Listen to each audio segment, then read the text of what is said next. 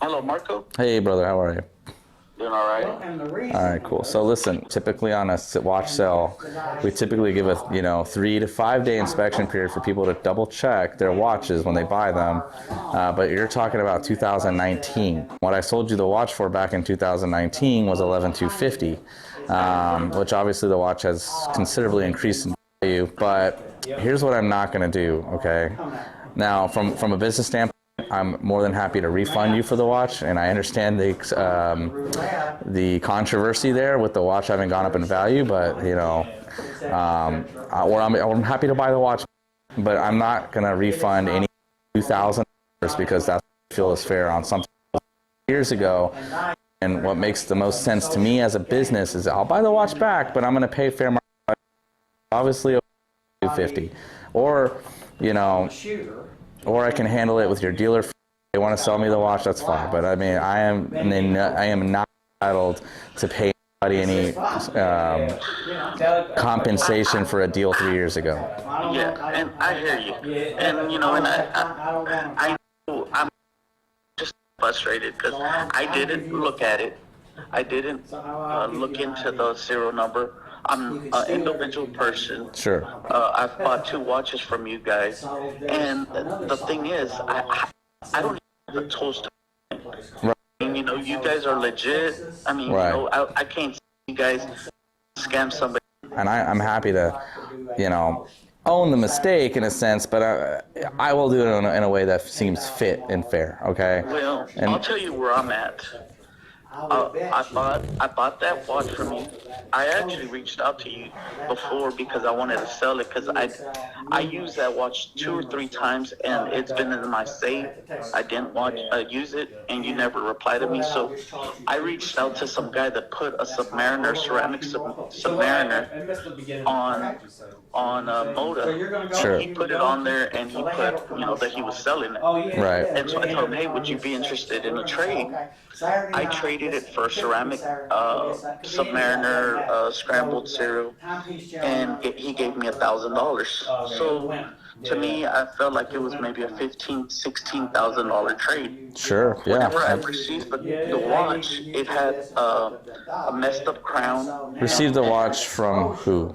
The guy's name is Connor Langley. Okay. Well, I don't need the name. I meant like you're okay. I'm just trying to make sure I'm following you along because what I'm trying to make sure here is one, you've stayed in full possession of that Daytona the full time, because here is something too that could happen. If you've sold that watch before and it's come back, how do I know? I never have. Okay, that's fine, because in that event, I wouldn't know if the papers got swapped elsewhere. You know what I mean? It's been 3 years. I don't, you gotta understand my perspective here. I don't know that you I don't know that if you've had several of these Daytonas in the past and you mixed papers up or I mixed papers up, that's fine. I understand all that. I mean, maybe the papers got mixed up on my end or whoever, and I'm happy to work with you. Granted, you gotta understand my perspective now is that 3 years ago I sold you that watch at a certain price point. You're ahead whether the watch has papers or not. That's why I don't feel like it would be fair for me to compensate you directly for this transaction 3 years ago. And that's not what I'm looking for. Okay. What I'm looking for is seeing if maybe you could go 3 years back in your sales, and maybe somebody that you sold the same watch to happens to have my paperwork, and that's an impossible feat for 3 years. I mean, it's like we have tens and thousands of transactions. There's no way we're going to be able to decipher this like that. I mean, look, let's just write the papers off as a loss. You know what I mean? I mean, that's unfortunately where we're at. Even if you write your papers off at a loss, that watch is still worth more than $11,250, which to what I sold it to you for. Mm-hmm. You know what I mean? So how much are papers worth to you? To me? I mean, I'm going to have to... In today's market, the watch... Listen, I understand, but here's what... That I have nothing to do with that transaction, okay? Whether you sell that watch to him, I have nothing to do with that. If you want to return the watch to me, I'm happy to pay you today's market value, which is ahead of what you paid for it. And that's fair from me to you. Now, to you, to the other guy, I have nothing to do with that transaction, nor will I'm going to be willing to compensate between you and that transaction, okay? That's where I'm trying to tell you I'm coming from. It's just a 3-year-old transaction. If this was a 6-month or maybe 2-month or a month, I'd be willing to correct the situation simply because that would be more in tune with today's market prices. You know what I mean? But the market prices back then, considerably less. So, okay, how much should I compensate this guy? Let me ask you something. Let me ask you something. What did you sell the watch for with papers? I traded it for a Daytona. I mean, for a Submariner. So, okay, and how much is the sub valued at? I think like 15 grand. Okay. It's a two-tone Submariner, ceramic model. 15,000. Black. Well, I would say papers in the situation to that watch. What would I pay for that watch? Probably 13.5. So I would say you're about $1,500 off between you and him, which still puts you ahead on the watch because you $11,250 to me. You're still making a profit even though it's 3 years down the road. I don't mind putting down a credit card to start the process. No. I understand it's frustrating, and I'd love to help you out. I don't want to just tell you to kick rocks or anything in the situation, but I'm happy to work with you. If you want it, like I said, if you want to sell the watch to me, happy to buy it back. You'll come out ahead. I wish you would have bought it from me. I know. I understand. I reached out to you twice, actually. Yeah, I know. Yeah, I think you reached through Facebook, which I'm just not on the Facebook Messenger app a lot. I try to get people to contact me through my cell directly, which is the best method of contact for me. And like I said, if there's something I can do that if you feel fair, I can come up with a fair solution with you. I'm happy to do it. I just don't want to. I just don't feel like it's fair for me to compensate you direct for a 3-year-old transaction to another party. Like I will handle this with you, direct to you and me, with the watch involved. The thing is, I mean, what is there to compensate if you're saying? Well, here's what we could do.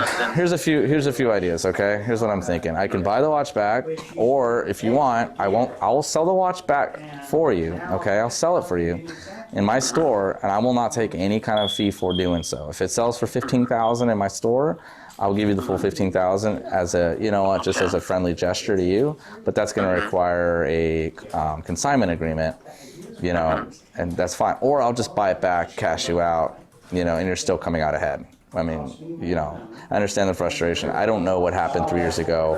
I can't tell you for a fact, yes, I sold you the watch with the incorrect papers, or maybe I did, I didn't. I cannot tell you for a fact.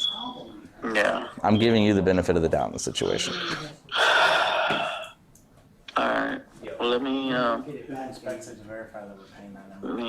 There's really not much I could do. Yeah. I mean, this guy wants $2,000. Right. Now the only thing I will grandfather to everybody in these situations that is grandfathered. If I sold a watch to you 3, 5, 10 years ago and it ends up being fake, and there's proof that I sold you that watch, I will 100% compensate you for the whole watch. Now that is something that would qualify for hey, time is not of a factor here, but this deal right here, this is a little tricky. Whenever I sold it to him, he wanted to see who I bought the watch from, and I told him, and I forwarded him even the receipt from when I bought it from you guys, because he didn't. I guess he wanted to make sure it was legit. Sure. And I forwarded him the watch before I even received. So did he receive the watch, and did he receive the watch and see the papers weren't matching, or who discovered the papers didn't match? 2 parties down. 2 parties down. So how many times did the watch exchange hands? Right now it's exchanged twice. Okay. So understand my position here.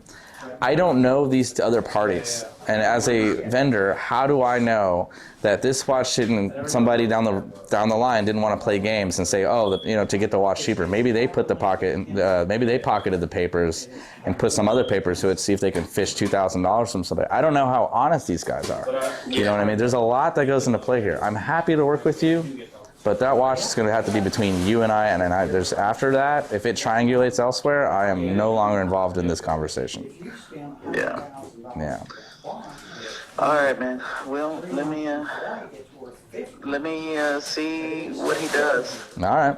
Let me know, and let me know what I can do. I'd be more than happy to help. All right. Thank you. Well, we'll see. I mean, this is a very strange phone call. 3 years, I sold this guy a watch, and he's exchanged a watch twice, as you heard. And he's asking, he texted me that he thought $2,000 should be fair for a partial refund. But listening to that conversation, no, he sold the watch to a guy who sold the watch to another guy. And the guy at the end of the line says, hey, the papers don't match. And now it's going all the way back to me from a 3-year transaction. I'm like, look, the way I see it, I'm not, and I'm not entitled to do anything here. After the watch has left your hands, that's it. Like, I don't know if your guy's playing games with the papers. Like, what's stopping somebody from saying, oh, the papers don't match, maybe I can fish $2,000 out of this. Not everybody's honest. You know what I mean? There's games that I've seen, played for many years. I've seen people try different things. So, yeah, 3 years is too long for any kind of... Now, if the watch was fake or stolen or something like that and there's proof, absolutely, there's a refund there. But not in this situation. If you buy something, do your diligence, check the watch too, I mean, sometimes people make mistakes. So, we'll see what happens here. I got an interesting phone call. So a guy we sold a watch to, check this out, he called me, or he sent me a message today saying, hey, you sold me a Daytona 2-tone black dial, and the papers don't match. I said, oh, shoot, when was the transaction? When did this happen? Oh, back in 2019. I said, all right, cool. So I called him. I said, listen, I looked at the watch. I found, he sent me the transaction history and the receipt and everything, and we sold the watch for $11,250. And I was kind of like, well, I'll give you a refund if that helps, or I'll just buy the watch back at market value without papers because you're still ahead. And it turns out he actually sent the watch down the line twice to some other dealer down in, I guess, in Moda, and somebody at the end of the line said the papers don't match, and now it's gone back to people. And he feels like he needs to be compensated in some way for this. I just want your opinion. He bought the watch from us 2 years ago. 2019, like October 2019. Okay. 2 years ago. And sold it a couple times. Well, it sold down the line in one deal. I guess he sold somebody who then sold somebody, traded it for right. He said he traded it for a ceramic sub. The guy down at the end of the line discovered the papers don't match. Plain and simple, like without being a dick, that's not our problem. 2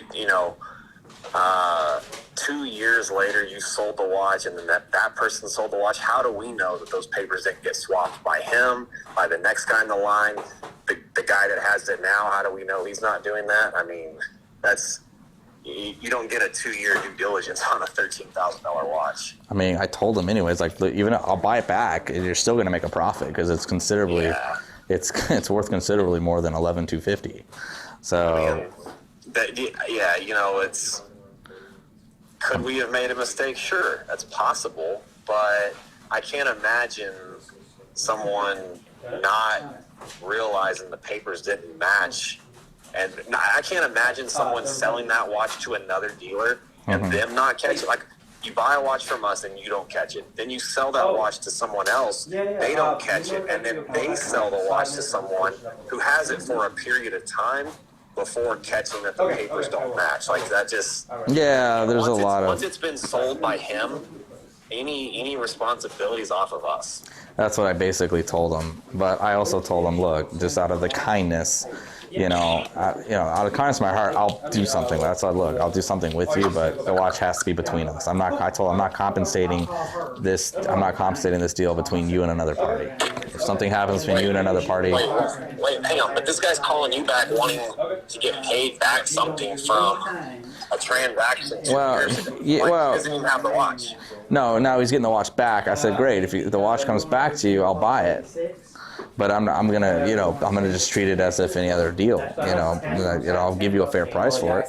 Yeah. The only thing you can do is buy the watch as if this were a brand new customer, a brand new watch. And you're gonna quote him a price, but we're not gonna pay this guy. No, we're not doing 2 that. years ago, that's something that wasn't caught till now. He's saying buyer is requesting $2,000 from me for missing paperwork. That seems like this would be your responsibility, as you gave me wrong. It's not a responsibility because he sold the watch. Right, that's what I'm saying. And I told him like this. I was like, once that watch left your hands, how do I know what the integrity of the person buying it from you is? Like, how do I know they didn't swap the paperwork on you to see if they could get a better price out of you? Yeah. You know, I don't know what kind of games people play out there, but I'm not the insurance policy for that. Right, and no, we're not going to compensate for that. Cool. Best you can do is buy the watch at market price. That's what I offered.